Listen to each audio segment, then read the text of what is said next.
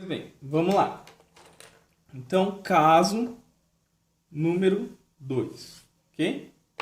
Nesse caso número 2, vamos pegar a primeira distribuição que a gente analisou, que é uma distribuição que é uma linha de carga. Tá? Vamos pegar aqui, ó, uma linha de carga.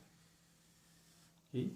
Então, eu tenho aqui a minha linha de carga carregada positivamente, tá? E essa linha de carga aqui, como vocês se lembram, ela tinha uma densidade linear de carga constante, lambda. Daí o que eu fiz? Eu tracei um eixo perpendicular a ela e determinei o campo em um determinado ponto utilizando a lei de Coulomb. Vamos ver como é que eu faço isso com a lei de Gauss. A lei de Gauss, a primeira coisa que ela me demanda é fazer o seguinte, é escrever uma superfície gaussiana que acompanhe a distribuição de carga e que facilite depois eu fazer os cálculos que são necessários, tá? Então vamos fazer o seguinte, ó. Eu tenho aqui um fio, né? Um fio, seria uma caneta, assim. E repare que a simetria que melhor acompanha isso é uma simetria cilíndrica, não é? Então eu vou traçar uma superfície gaussiana que é o seguinte, ó. Que é aqui um cilindro, tá? Opa, seu torto. Uma latinha de Nescau, praticamente, né? Tá, mas a ideia é essa. Tem um cilindro. E aí eu preciso definir as dimensões desse cilindro, tá? Então eu tenho aqui, ó. Esse cilindro, ele terá... Opa, podia ter usado outra cor, né? Pra facilitar a vida. Vou colocar aqui, ó. Esse cilindro tem raio R, ok? Raio R'. Esse raio R' seria equivalente à distância X, aquela distância X na qual eu estava determinando o campo elétrico na outra situação que a gente estava analisando, tá? Então, beleza. Então, tá aí. Esse é meu R'. A outra informação que é importante é a altura desse cilindro aqui, ó. É o meu Hzinho. Por que a altura é importante? Porque a altura vai demandar o tamanho, quanto de carga eu estou pegando aqui, tá? Uma diferença que tinha em relação ao outro que eu tenho agora é que eu estou trabalhando agora com um fio que ele é infinito, tá? Essas duas partes aqui, elas vão embora. Elas não terminam em relação ao tamanho da minha gaussiana. Deixa eu anotar que isso daqui é a minha superfície gaussiana. Ok? Então essa é a minha superfície gaussiana. Maravilha. Então vamos olhar agora o que eu posso obter com a lei de Gauss. Então a lei de Gauss fala o seguinte, ó, que a integral, certo, do meu EdA, isso daqui é igual a carga que é envelopada dividido por ε0, tá? Então a primeira pergunta que surge para a gente é o seguinte: qual é a quantidade de carga que eu estou pegando com essa superfície gaussiana? Essa é uma pergunta bastante importante que ela tem que ser respondida antes de mais nada. Então isso daqui, ó, é a grande questão para quando a gente usa a lei de Gauss, tá? Por quê? Porque vai ter simetrias onde eu vou ter simetrias e às vezes densidades de carga que eu vou ter que manipular muito bem para descobrir o quanto de carga que eu estou pegando, tá? Então vamos pensar nisso daqui, tá? Então o que seria, por exemplo, o meu lambda? O meu lambda, ele seria a carga total, certo? Do meu fio, dividido pelo comprimento L dele, pelo comprimento total do meu fio, ok? Certo? Isso daqui é equivalente ou é igual à carga que eu vou envelopar, certo? Dividido por H, que é o comprimento do meu cilindro, da minha superfície gaussiana, ok?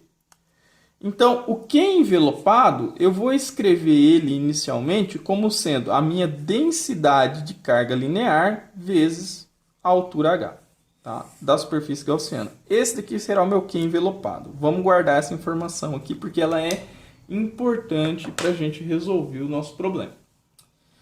Beleza. Agora vem um outro drama que é o seguinte. Professor, e o meu produto escalar? O meu produto escalar é o seguinte, ó. Eu vou olhar para o EdA que me interessa. Por quê? Porque é o seguinte, ó, se isso daqui é uma simetria, é uma linha de carga, né, infinita, vai acontecer o seguinte, o campo que está sendo gerado aqui, ele tem essa direção aqui, ó, tá? Ao longo do fio. Então o fio está aqui e ele faz isso aqui, ó, tá? Ele está sendo gerado aqui em todas as direções ao longo do comprimento. Você não tem campo elétrico sendo gerado aqui. Por quê? Porque como você tem uma carga positiva aqui, uma carga positiva aqui, lembre-se que as linhas de campo gerado para essas cargas, elas não se cruzam. Então assim, ó, sai dessa carga linha de campo, mas faz isso aqui, ó, faz isso daqui, ó. Elas não podem se cruzar, tá? Então como você tem cargas vizinhas, né?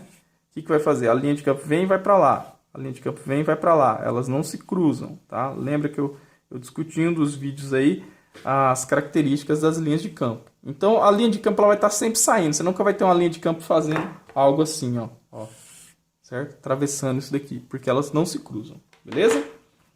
Então tá bom. Então o que isso significa? Significa que o fundo e a tampa desse cilindro não contribui para esse dA aqui, ó. Pouco me interessa esse dA aqui, considerando a tampa e o fundo. Porque aqui o produto escalar vai estar da forma seguinte, ó. O dA ele vai estar para cá, certo? Cilindro aqui, ó. dA para cá, dA para cá. Só que o campo elétrico ele está aqui, ó. O campo elétrico ele está aqui, ó. Está aqui. Esse é o meu E. Esse é meu E. Esse é meu E. Produto escalar disso daqui que está 90 graus, ó. A gente já viu que dá zero. Beleza? Então tá bom.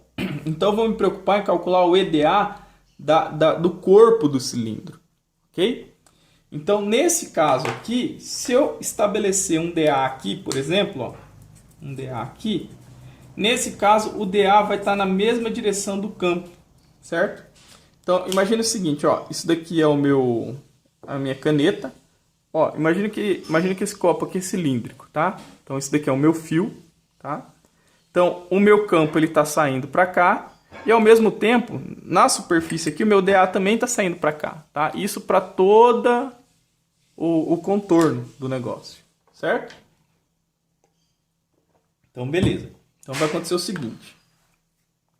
Então, este EDA será EDA cosseno do ângulo entre eles, que é de 0 graus, ou seja, vai ser um EDA. Ok? Então, beleza. Então, vamos lá. Então, se eu pegar aqui, ó, que a minha lei de Gauss, né, que dá a integral de E escalar o meu dA, isso daqui vai ser igual a integral na superfície do corpo do cilindro, tá? Que vai dar, vou colocar aqui superfície fechada, e dA simplesmente, que vai ser igual a carga envelopada, que eu já descobri que é lambda-h, dividido por ε0. E aqui acontece aquele mesmo esquema que eu estava falando para vocês sobre o campo elétrico. Como ele está a uma distância r fixa da distribuição, ele é constante em todo o corpo desse cilindro, tá? Então ele sai fora desse processo de integração aqui, ó. Ele vai ficar E, a integral do dA, que é igual a lambda-h por ε0. Aí acontece o seguinte, ó, quando você pensa no cilindro e você recorta ele, você olha para o corpo dele aqui, ó, tá? Ele era isso daqui, né? Você veio, cortou ele aqui, ó, e abriu ele, ele virou uma folha, né? Essa lateral dele aqui a gente já sabe que vale H, não é? Esse tamanho aqui era o perímetro dessa circunferência que tinha aqui, que tinha raio R. Então, qual que é o perímetro disso daqui? Isso daqui é 2πr, né? O tamanho dessa circunferência. Então, a área desse sistema aqui, ó, é lado vezes lado, que é 2πrh, tá? Então, eu vou ter o seguinte, ó, a integral do dAzinho é o A total. Então, vai ficar E igual ao A total, que multiplica 2πrh, certo? Igual a lambda-h dividido por ε0. Eu tenho dois h's aqui, ó, posso simplificar este h com este h. Então eu posso escrever o meu campo elétrico como sendo o meu lambda dividido por 2 π epsilon 0 R. Tá aqui, ó. Tá? Então ele decai aí com R. Esse é o campo elétrico gerado por um fio, por uma linha de carga, tá? Infinitamente longa.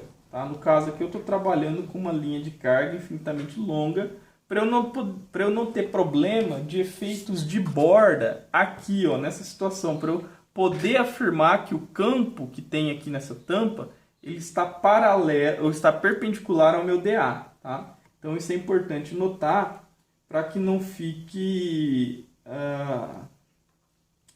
naquela situação onde o fio ele tem um certo comprimento limitado, tá? E a coisa ela fica um pouco mais complicada de resolver. Então por isso é importante a gente considerar uma linha de carga infinitamente longa, beleza? Bom, então vamos lá. Vamos continuar o nosso problema. Deixa eu só achar aqui uma coisa. Tá, não achei, então deixa.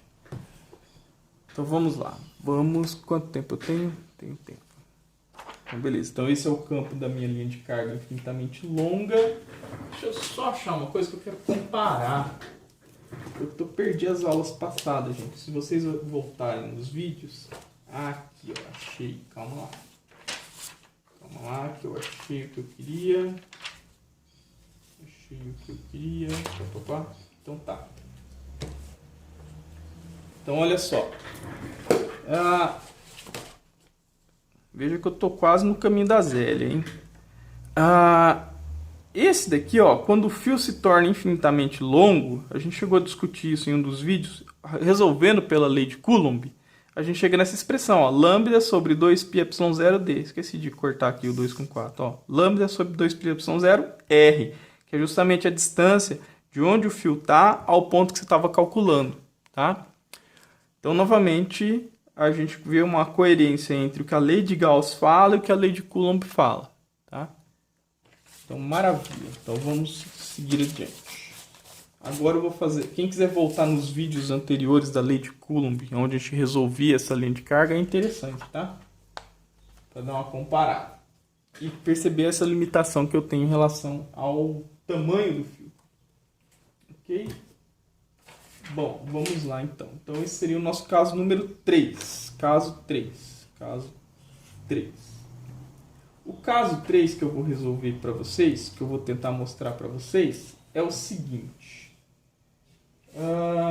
Eu vou pegar uma situação um pouco diferente. Tá? A gente tinha trabalhado com um disco de carga. Depois que a gente saiu do fio, a gente fez um anel. E aí depois a gente fez um disco, tá? Eu vou colocar aqui no caso, não vou pegar uma placa não, vou pegar uma esfera, tá? Que a esfera ela é bastante interessante. Vamos imaginar o seguinte, vamos imaginar que eu tenho uma esfera.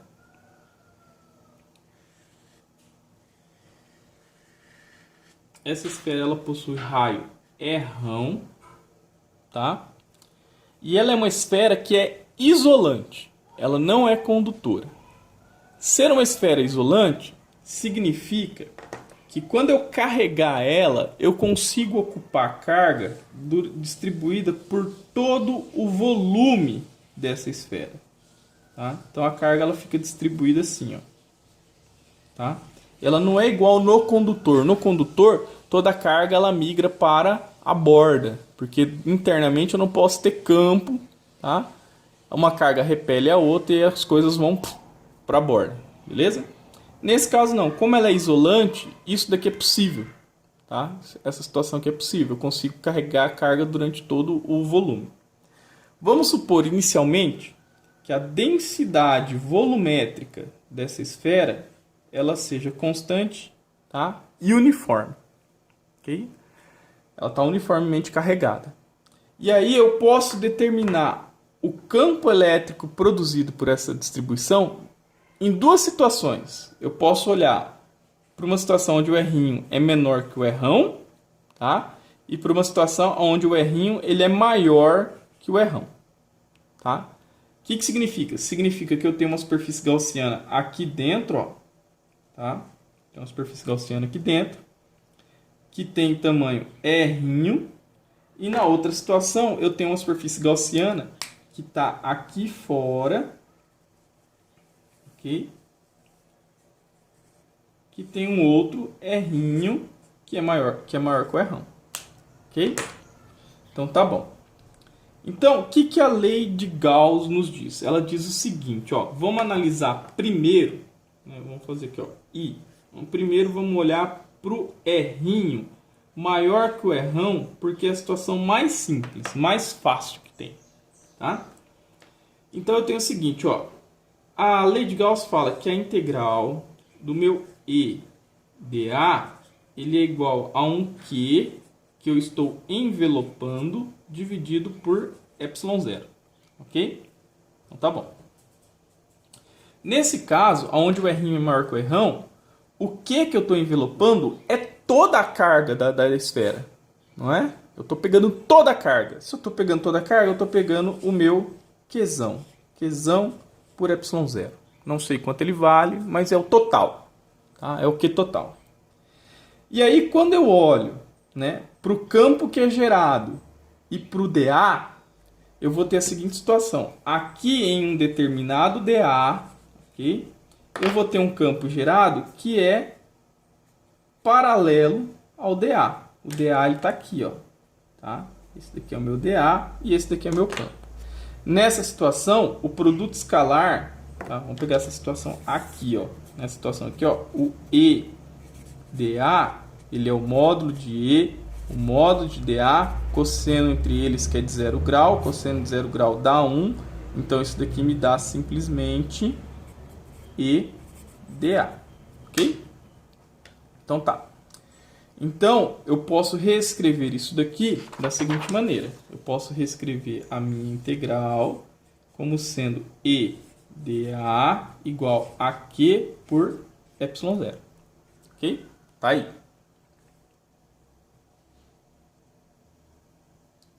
Maravilha. Aí o que vai acontecer? Vai acontecer o seguinte. O meu campo elétrico, durante toda a borda da esfera, todo o contorno da esfera, ele é um campo elétrico também constante. Por quê? Porque eu estou envelopando toda a carga que está sendo gerada, e toda a carga que está sendo gerada, ela tem uma distribuição esférica. Então é a mesma coisa que eu olhasse para uma carga pontual. E aí, essa carga pontual, ela gera campo radial em todas as direções. Então eu tenho esse campo aqui como sendo algo constante, ele sai fora da integral, eu fico com a integral do dA, que é a área da esfera, que é o meu Q por ε0. Esse dA aqui é a área total da esfera, tá? Isso daqui é Q por ε0. E essa área da esfera, para quem se lembra, vale 4πr². Essa é a área da esfera, certo? Então eu tenho que o campo ele vai ser igual a Q dividido, eu escrevi mal, vai ser 4πε0 r², tá? Esse daqui, ó, é o campo que é gerado. Se você for comparar, né, é justamente para uma carga pontual, para uma única carga Qzinho, o campo ele é 1 sobre 4πε0, a carguinha dividido por r², não é? Então tá aí, ó. É igualzinho. O campo gerado por uma esfera, tá? Uma distribuição esférica de carga, ele é igual ao campo gerado por uma carga pontual. Tá? Tá provado aí. Então, bacana esse resultado. Agora vamos olhar para essa situação, aonde a superfície gaussiana que eu tenho está dentro da esfera e não está envelopando toda a carga aqui, tá? Então, nessa situação, eu vou redesenhar aqui, ó. Tá? Aqui eu tenho a minha esfera, aqui eu tenho as minhas cargas distribuídas uniformemente. Tchau, tchau, tchau. Aqui eu tenho a minha superfície gaussiana de raio R, tá? E aí vamos olhar o seguinte, ó. O que a lei de Gauss fala? A lei de Gauss fala que a integral de E dA é igual ao Q envelopado dividido por ε0. Aí lembra, a pergunta que sempre surge é: quem é este Q envelopado? Esse cara aqui que eu tenho que me preocupar, que eu tenho que saber quem ele é. Vamos olhar para ele. Vamos olhar para ele pelo seguinte, ó. A densidade de carga é a carga total pelo volume total, concorda? E aí eu tenho o seguinte: tanto faz eu pegar o volume total ou pegar um pedaço da carga, que é o meu Q envelopado dividido pelo volume dessa esfera menor de raio R'. Esse daqui é do raio R', tá? Então, o meu Q que está sendo envelopado, ele vai ser visto como sendo o ρ vezes o volume dessa esfera que tem um Rzinho, tá? Ou seja, o meu Q envelopado, ele vai ser igual a ρ vezes 4/3 de π R ao cubo. Ok? Então, este é o volume da esfera que eu estou analisando. Ok? Então, maravilha. Quando eu comparo, né, com o Q total, eu vou ter o seguinte, ó, o Q total dividido pelo volume do Rão, ele vai me dar o seguinte. Perdão, não é isso não. Que aqui eu já estou separando o Q envelopado, tá? Q envelopado. Eu tenho que substituir aqui no ρ. O ρ é Q pelo volume total. Então eu tenho que o meu Q envelopado, ele é o meu ρ, tá? O meu ρ, ele é Q por volume do meu Rão vezes 4/3 de π R1 ao cubo. Então tá. Então meu Q envelopado, ele vai ser o meu Qzão dividido pelo volume da esfera toda, que é 4/3 de π R ao cubo. E aqui fica 4/3 de π R ao cubo. Então eu posso simplificar este 4/3 com esse 4/3, esse π com este π, e aí eu vou obter que o meu Q, que está envelopado naquela situação ali, ele vai ser a carga que vai depender de uma razão entre o R1 ao cubo e o R ao cubo. Tá aqui, ó. Ó, olha só, certo? Então, bem interessante essa dependência que existe do Qzinho, tá? Agora vamos voltar para cá. Vamos pensar nesse produto escalar de EDA. Aqui, novamente, eu vou ter a mesma situação, tá? O meu DA, que está aqui em um determinado ponto, ele está saindo para fora. E o campo gerado pelas cargas que estão aqui dentro também tem caráter radial e está sendo gerado lá para fora. E ele é constante ao longo de toda a casca da minha superfície gaussiana, tá? Então, este produto escalar que está aqui, ó, né? Eu vou pegar outra folha. Então, o meu EDA, ele vai ficar o seguinte, ó, a integral de EDA será a integral do módulo de E, módulo de DA, cosseno de 0 graus, isso daqui dá 1, isso daqui é o meu Q envelopado que eu acabei de descobrir ali por ε0, ok? Então, eu tenho que a minha integral do E, que é uma constante que sai fora, é a integral do dA, que depende do Q envelopado por ε0. O Q envelopado é Q por ε0, R ao cubo dividido por R ao cubo. Ok? Então, quem que é o dA agora? O dA é a área da minha superfície gaussiana, tá? É o dA da superfície gaussiana. A lei de Gauss fala da integral de EDA da superfície. Tá aqui, ó. Tá? Que tem R. Raio R. Então, eu vou ter o seguinte, ó. A área vai ser 4πr R ao quadrado, certo? Isso daqui é Q sobre ε0, R ao cubo, R ao cubo. Ok? Então, eu tenho o seguinte, ó, R ao quadrado e R ao cubo, eu posso simplificar este cubo aqui com este R ao quadrado aqui, certo? E aí eu vou obter uma expressão para o campo que tem essa cara aqui, ó. O campo elétrico, neste caso, será 1 sobre 4πε0, ok? Vou colocar o Q aqui, Q sobre 4πε0, e uma razão dos R's. Ficou o R, o Rzinho, dividido por Rão ao cubo, certo? O Rão é o raio da esfera. O que isso significa? Significa o seguinte, que aqui internamente, se você sai de R igual a zero, o campo é zero. Aí você vai aumentando com o R, esse campo ele vai aumentando até você chegar no Rão. Quando esse R valer Rão, você chegou no R ao quadrado. Quando você chegou no R ao quadrado, você chegou nessa situação aqui. Cadê? Deixa eu ver. Nessa situação aqui, ó. Você chegou nisso daqui. E aí ele começa a decair com R ao quadrado, tá? Então, quando a gente faz um gráfico, vamos fazer um gráfico do campo e... Meu Deus do céu, pincel ruim. Pelo R. Pelo R. Onde o nosso divisor de águas é o Rão. É o raio da esfera, né? Desenha a esfera aqui, ó. Então, o que acontece com o campo? O campo, ele vai até chegar em Rão, ele vai aumentar linearmente com R, porque concorda que isso daqui é fixo, é um valor, é uma constante. Tudo isso aqui, ó, para dentro da esfera, vira uma constante, ele não está variando, tá? Então, ele vai aumentar linearmente com R, sai de zero e vai até um determinado valor. Então, ele atingiu o máximo, aí o R é igual ao Rão. Então, isso aqui vira Q sobre 4πε0, R quadrado. Dali em diante, passa a dominar isso aqui, ó. Ele começa a decair com R quadrado. Então, ele sai do máximo e começa a decair com R ao quadrado. Você tem esse gráfico aqui, ó, tá? O que a gente tinha visto com a lei de Coulomb era isso daqui, ó. Era o campo gerado por uma carga pontual. Ele começa de um máximo e vai decaindo com R, não é? Para a esfera isolante, você tem essa característica aqui, ó.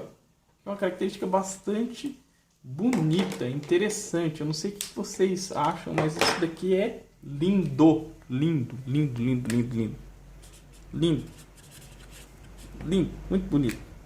E a gente consegue fazer isso com um certo conforto, com uma certa facilidade, graças à lei de Gauss, né? A lei de Gauss facilita a nossa vida de modo que a gente consegue calcular essa situação de uma distribuição, vamos dizer assim, bem diferente de carga elétrica, né?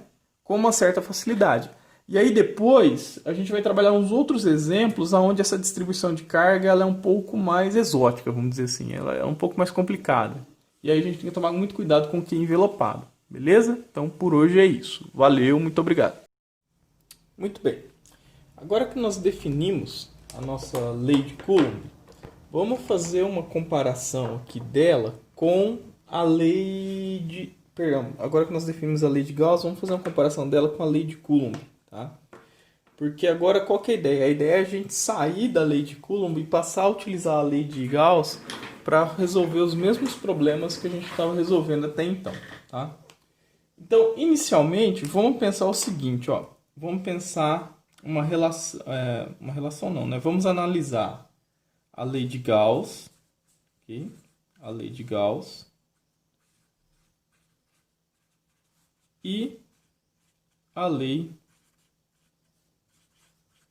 de Coulomb, ok? Eu quero mostrar aqui que a partir da lei de Gauss eu consigo demonstrar a lei de Coulomb por uma situação específica que depois eu posso até generalizar para distribuições de cargas mais complexas, tá? Então, imagine o seguinte, imagine que eu tenho inicialmente uma carga pontual Q, ok? Positiva.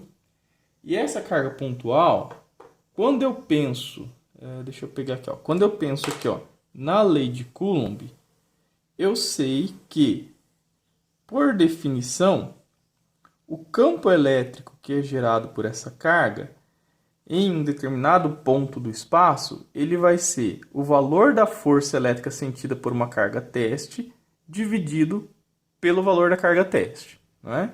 Isso daqui resulta em uma expressão para o campo que tem essa cara aqui, ó, 1 sobre 4πε0, tá? a carga geradora do campo dividido por R ao quadrado, que é a distância da carga ao ponto onde você quer determinar esse campo, tá? Isso daqui na direção de R vetor, tá? Então, da lei de Coulomb sai aquilo ali.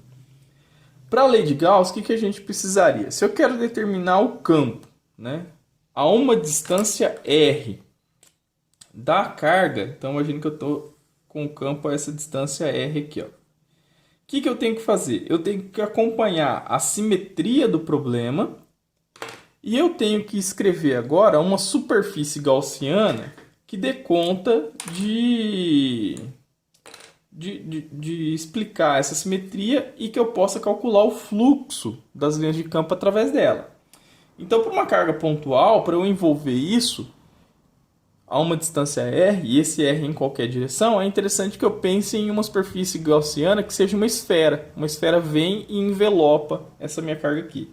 Então, vamos pensar aqui, ó, em uma esfera de raio R, tá? Então, eu vou tentar desenhar aqui uma esfera, tá? Não vai ficar bonitinho porque eu exagerei no R, aí não dá pra... Tá? Mas a ideia é essa. Essa daqui seria a minha superfície, tá? Superfície gaussiana. Ok, agora que eu tenho minha superfície gaussiana, o que eu posso fazer?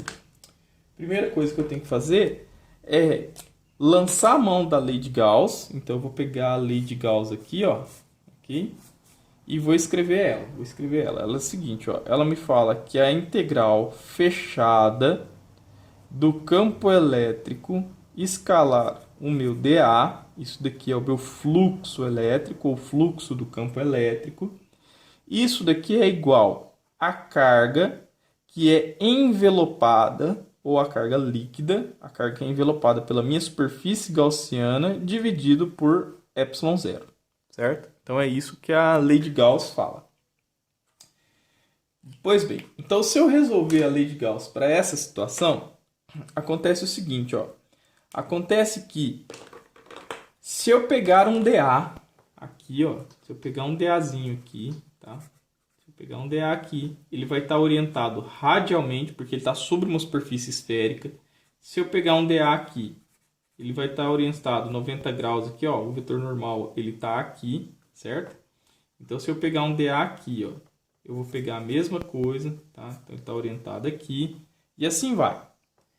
O fato é que para cada dA desse que eu pegar, eu vou ter o meu campo elétrico desta carga aqui, ó, sempre saindo o quê? Radialmente. Ele vai estar sempre aqui, ó. Ele vai sair aqui, esse daqui seria o meu campo elétrico. Ele vai sair aqui, ó, radialmente. Esse daqui seria o meu campo elétrico E. Ele sairia aqui. E assim por todo a área dessa minha esfera. Tá ok? Então toda a área ela estaria com esse campo elétrico e com o dA direcionados da mesma maneira. Então eu posso escrever que este produto escalar, né, se eu for olhar para esse produto escalar aqui, ó, eu posso escrever o seguinte, ó, o produto escalar de E dA seria o quê? Seria o módulo de E, o módulo do dA, cosseno do ângulo entre eles, que no caso aqui é de 0 graus. E isso daqui vai me dar um cosseno de... Esse cosseno de 0 graus vai dar 1. Ok? Então, a expressão para o EDA seria simplesmente EDA. Então, eu teria aqui, ó, a integral fechada do meu E vezes o dA, agora é vezes, não é produto escalar, tá? O Q envelopado, ou Q líquido, dividido por ε0, tá? E aí, a gente tem que reparar o seguinte, que para cada ponto desse, onde eu olho o campo elétrico sobre toda a superfície esférica, eu estou sempre à mesma distância R desta carga. Se eu estou sempre à mesma distância R e a carga não está mudando, esse campo ele é uma constante. Como ele é uma constante, ele sai fora do processo de integração, tá? Então, esse daqui ele sai fora e eu fico com a integral sobre a superfície fechada do meu dA, que vai ser igual a Q envelopado dividido por ε0, tá? Bom, agora acontece o seguinte, ó, eu tenho que somar todos os dAs de forma que eu obtenha a área total. No caso aqui é a área da minha superfície gaussiana. A superfície gaussiana que eu escolhi, isso daqui, ó, isso daqui é uma casca, vou chamar isso daqui de casca, esférica, tá? Então, essa superfície esférica, ela vai ter uma área total que é dada por 4πr ao quadrado, que é a distância que está do centro até onde está a casca, tá? Até onde está a superfície. Então, quando eu faço essa integral aqui, ó, essa integral de dA vai me dar a área total, e a área total ela é calculada como sendo 4πr ao quadrado. Então, eu posso reescrever isso da seguinte forma. Eu vou ter que o meu campo elétrico E multiplica a área total, que vai ser igual ao Q envelopado dividido por ε0. Esse Q envelopado é este Q aqui, ó, é um Q sozinho, tá? É apenas esse Q. Então, eu não vou parar de escrever Q envelopado. Vou escrever simplesmente Q por ε0. E aí eu tenho que o E vezes 4πr ao quadrado é igual a Q sobre ε0. Ou seja, o meu campo elétrico ele vai ser 1 sobre 4πε0 a carga dividido por ε0. Tá aqui, ó. Tá aqui. Certo? Então eu tenho o mesmo resultado que era previsto pela lei de Coulomb para uma carga pontual. Opa, perdão, eu escrevi errado aqui. Eu falei uma coisa e pensei outra. É 1 sobre 4πε0 R, o R que estava aqui, ó, ao quadrado, tá? Então eu tenho a mesma expressão para a lei de Coulomb, ok? Então, isso significa que são duas coisas praticamente equivalentes. E aí a gente vai discutir daqui a pouquinho aplicações dessa lei de Gauss. Vocês vão perceber que a gente vai ser conduzido aos mesmos resultados para as distribuições que foram analisadas com a lei de Coulomb, ok? Antes de fazer isso, eu quero fazer um comentário que é o seguinte, que é olhar o que a lei de Gauss ela fala no caso de um condutor carregado, tá? E que ela permite que a gente conclua sobre isso, tá? Um condutor carregado que está numa situação, tá, de equilíbrio, ou seja, numa situação, deixa eu apagar aqui, uma situação eletrostática, ok? Então tá. Então eu estou trabalhando com esse condutor que está numa situação eletrostática. Bom, então imagine que o meu condutor ele seja isso daqui, ó, tá? Ele seja um objeto que tem um formato qualquer, ok? É um sólido, tá? É um sólido volumétrico que tem um formato qualquer. Beleza. Então, a lei de Gauss, basicamente, ela vai me dar uma indicação bastante interessante com relação ao comportamento das cargas quando esse objeto aqui é carregado, tá? Então, imagine que eu vou colocar cargas em excesso nesse condutor, tá? Eu vou eletrizar ele, eu vou carregar ele, tá? Como que ficaria a distribuição de cargas? Bom, a distribuição de cargas, ela tem que obedecer à lei de Gauss, tá? E aí vai acontecer o seguinte, ó. Eu vou pegar e vou fazer uma superfície gaussiana que está muito próximo da superfície desse nosso condutor, tá? Tá bem próximo aqui, ó. Então ela está passando aqui, ó. Ok? Tá passando aqui, tá contornando a superfície do nosso condutor. Então essa daqui é a minha superfície gaussiana, ok? Então tá bom. Então vamos olhar para a lei de Gauss. O que a lei de Gauss fala?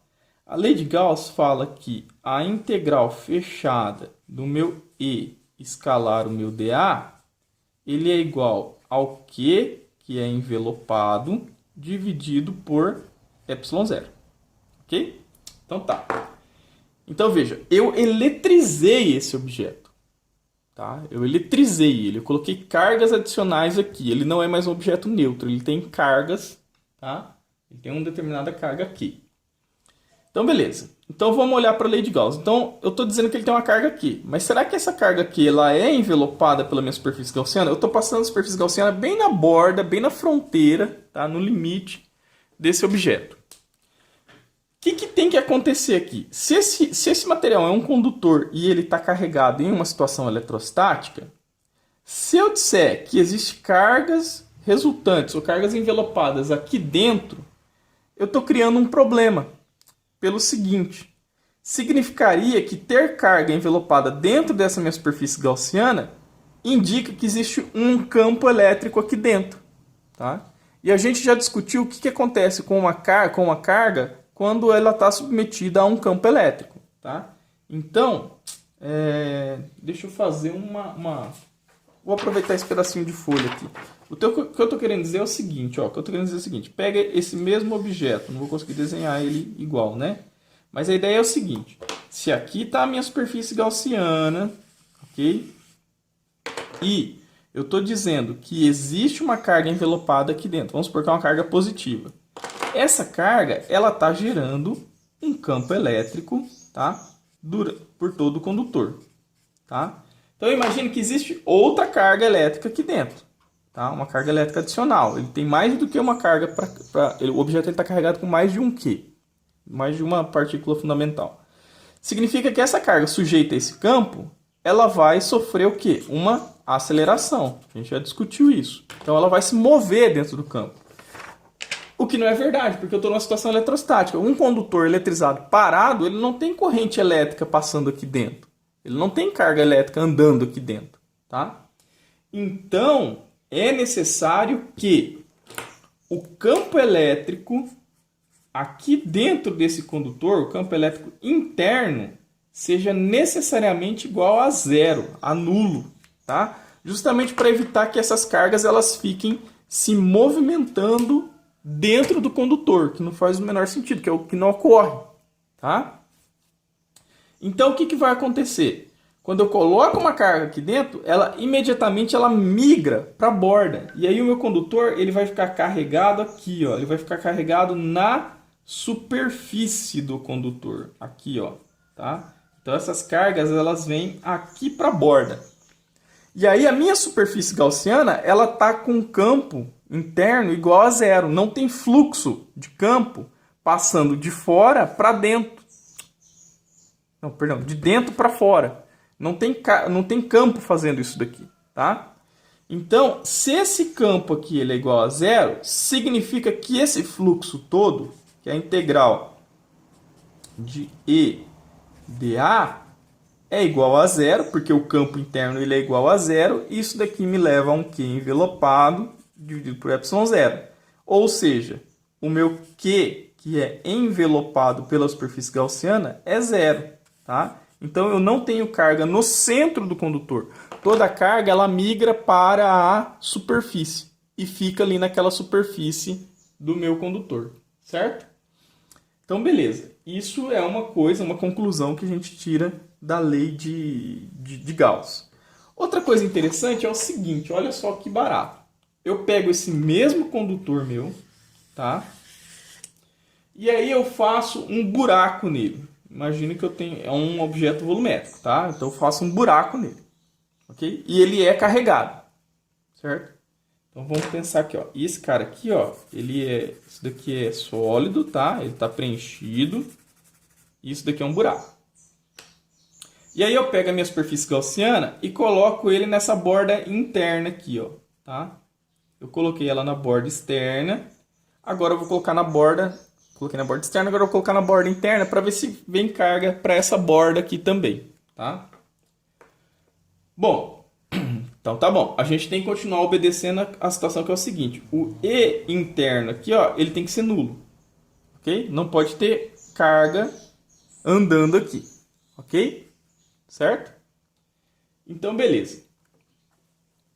Agora, para esta minha superfície gaussiana que está aqui, se houvesse cargas distribuídas por esta minha superfície aqui, ó, tá?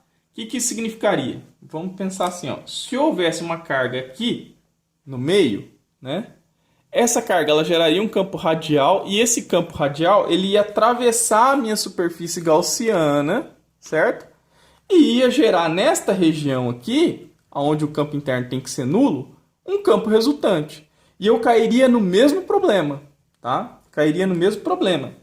Então, não pode ter carga resultante interna dentro dessa minha superfície gaussiana que está aqui, ó, tá? Esse vermelho aqui, ó, lembrando, é a minha superfície gaussiana, tá?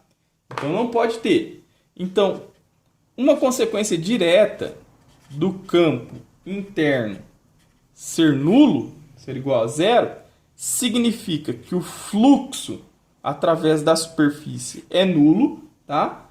E isso me leva a um Q líquido ou um Q envelopado igual a zero, da mesma forma. Então as cargas, no final das contas, elas acabam ocupando a superfície externa do meu condutor, tá? E se esse condutor tiver um buraco lá no meio, elas não vão ocupar a superfície interna desse buraco aqui, tá? É uma consequência direta da nossa lei de Coulomb, ok?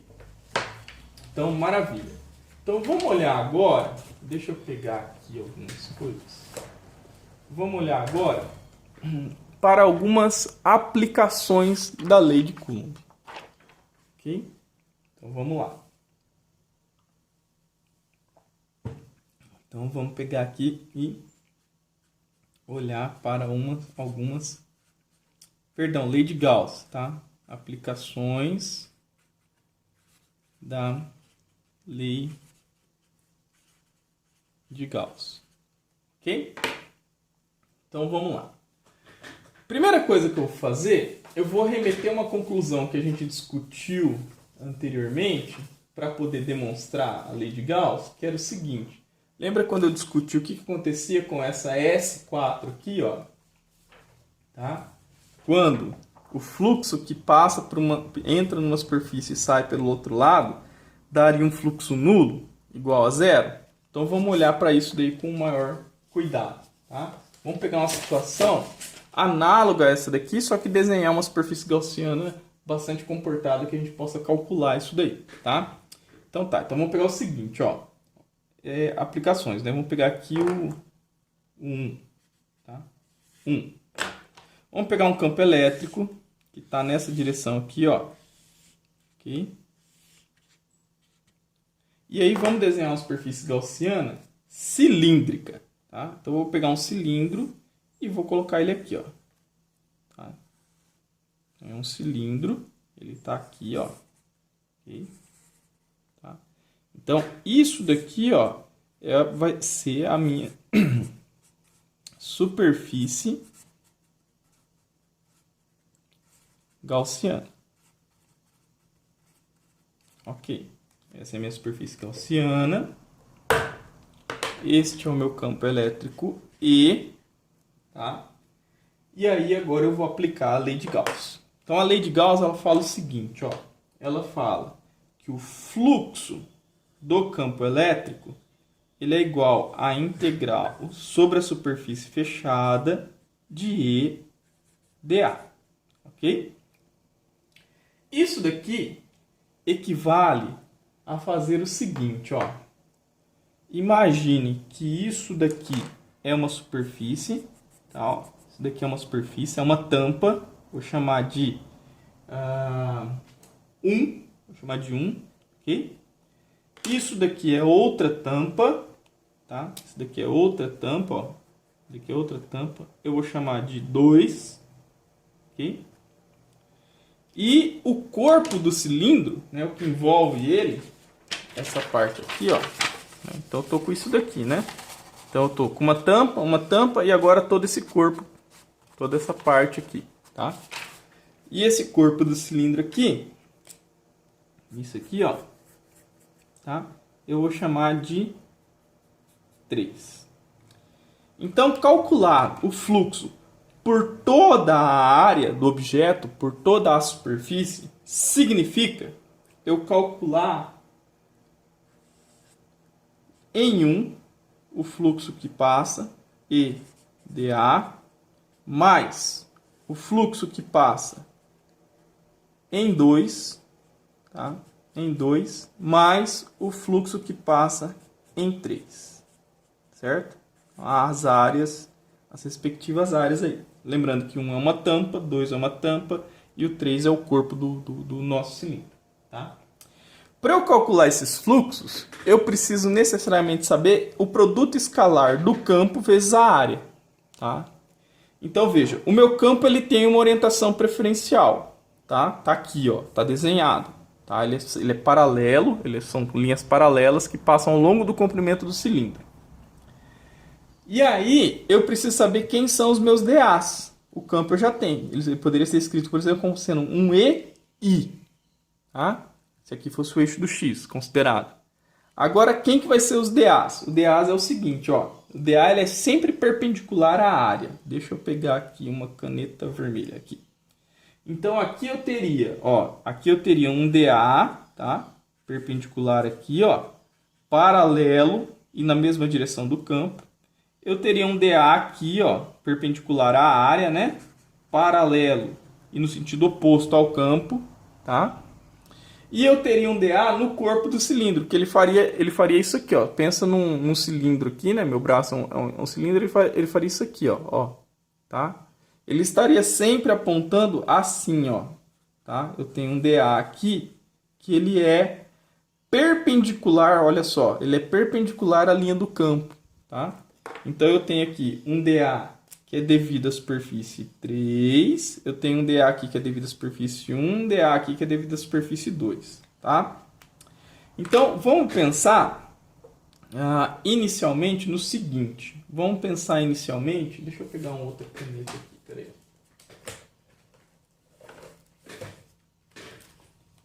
Vamos pensar no seguinte, ó. Vamos pensar no E escalar UDA 3, que é o mais simples. Isso daqui seria o módulo de E, o módulo do DA, cosseno do ângulo entre eles. No caso aqui, ó, eu tenho o DA para cá e tenho o campo elétrico para cá, certo? Então o DA ele vai dar a volta no cilindro e vai fazer isso aqui, ó, ele vai estar sempre 90 graus com o campo, tá? Então isso daqui seria 90 graus. E aí, esse cosseno de 90 graus aqui, ó, ele é igual a zero, certo? Então, o EDA3, que é isso daqui, ó, daria um produto escalar igual a zero. Então, esse valor aqui, ó, ele é nulo, ele é igual a zero, certo? Beleza. Então, vamos olhar agora para esse EDA do 1 e do 2, tá? Então, assim, ó, o EDA do 1, ele seria o módulo de E, o módulo do DA, cosseno do ângulo entre eles. O EDA do 2 seria o módulo do E, o módulo do DA, cosseno do ângulo entre eles. Ok? Então tá, vamos olhar para o DA1. DA1, campo, cosseno entre eles, 0. Então aqui eu tenho DA2 naquela direção, cosseno nessa direção aqui, ó, oposta, tá? Então o ângulo entre eles, 180, tá? Então teria aqui, ó, 180 graus. Então isso me daria, isso daqui daria 1, então isso daqui me daria E vezes o DA, ok? E isso daqui me daria menos 1, tá? Então ficaria menos o EDA, ok? Então beleza. Então quando eu volto para cá, eu vou ter o seguinte, ó. Esse cara aqui vai ser positivo e esse cara aqui vai ser negativo, tá? Então eu vou ter a seguinte situação, ó. Vou ter que o fluxo do campo elétrico, ele será igual EDA1, tá? A integral em 1, que vai dar o próprio EDA, menos a integral do 2, porque esse produto escalar deu negativo, de EDA, certo? E aí, se a gente resolver isso daqui, a gente vai perceber o seguinte, ó, que o fluxo o E, ele é uma constante, tá? O E ele é uma constante, então, aqui eu estou supondo o E constante em todo o espaço, ok? Então ele sai fora do processo de integração, então vai ficar E integral do DA na 1, menos, aqui o E, a integral do DA na 2, tá? Então isso daqui vai dar E, que multiplica a integral do DA na 1, é a área da 1, menos a área da 2, que é a integral da 2, tá? A área de cada coisa. como elas são as tampas, né, do meu cilindro, elas têm áreas iguais. Tá? Como elas têm áreas iguais, isso tudo aqui vai dar 0. Tá? Então, isso significa, vai ficar I vezes 0, que o fluxo total, tá? O fluxo total daquela superfície ali é nulo, ele é 0. Tá? Então, CQD, como queria demonstrar. Então, eu demonstrei aquilo que eu havia afirmado anteriormente para uma situação desse tipo. Quando a superfície gaussiana está imersa em um campo e não está envelopando carga nenhuma. Então, ela precisa envelopar uma carga para poder ter um fluxo diferente de nulo. Tá? Se o campo simplesmente entra pela superfície e sai da própria superfície, quando você calcula o fluxo total, isso vai dar 0. Tá? Aqui eu fiz por um cilindro. Eu poderia, porque facilita, pela simetria da distribuição das linhas de campo, facilita eu fazer o cálculo da lei de Gauss. Mas eu poderia fazer de qualquer outra maneira, ok? Qualquer outra superfície. Só ficaria um pouco mais complicado o cálculo matemático. Beleza, então eu demonstrei aí o primeiro caso, né, a nossa primeira aplicação da lei de Gauss. Aí eu volto daqui a pouco com mais aplicações, beleza? Deixa eu ir para outro vídeo.